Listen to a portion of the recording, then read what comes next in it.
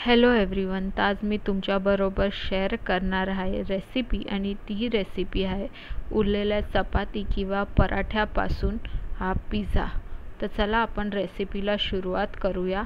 तर त्यासाठी आधी मी उरलेली चपाती म्हणजे हा मी पराठा घेतला आहे, त्याच्यावर मी हा पिझ्झा सॉस आधी पूर्णपणे कॉर्नर्सपर्यंत छानपैकी लावून घेते. असं छानपैकी मी पसरवून घेते आणि पिझ्झा सॉस एंडपर्यंत लावायचा आहे, कॉर्नर्सपर्यंत लावून घ्यायचं आहे.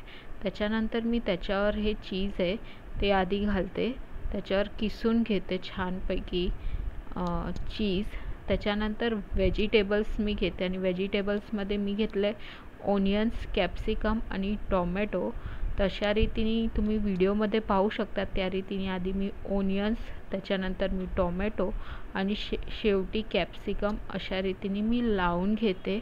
आणि हे लावल्यानंतर मी परत एकदा चीज छानपैकी त्याच्यावर किसून घेते आणि पूर्णपणे जो पराठा आहे त्याला छानपैकी चीजनी कवर करून घेते.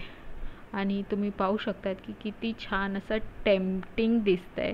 त्याच्यानंतर शेवटी त्याच्यावर मी आधी चिली फ्लेक्स टाकून घेतले आणि त्याच्यानंतर ऑरेगॅनो किंवा मिक्स हर्ब्स पण तुम्ही टाकू शकता.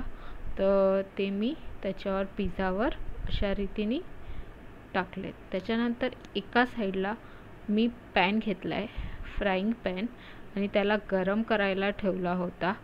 आणि त्याच्यानंतर गरम झाल्यावर त्याच्यावर हे मी अमूलचं बटर आहे ते अशा रीतीने पसरवून घेते. तुम्ही पाहू शकता की त्याला छानपैकी असं पसरवून घ्यायचं आहे आणि त्याच्यावर हा पिझ्झा आहे तो ठेवायचा आहे आणि त्याला 3-4 मिनटं झाकून ठेवायचं आहे. आणि तुम्ही पाहू शकता की चीज किती छानपैकी मेल्ट झालं आहे. आणि त्याच्यानंतर हा पिझ्झा काढून घ्यायचा आहे आणि पिझ्झा कटरनी कापून घ्यायचा आहे. ट्रस्ट मी खूप छान लागतो हा पिझ्झा.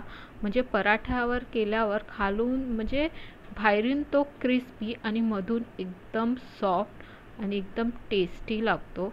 तर नक्कीच तुम्ही ही रेसिपी ट्राय करा आणि मला कॉमेंट्समध्ये लिहून पाठवा.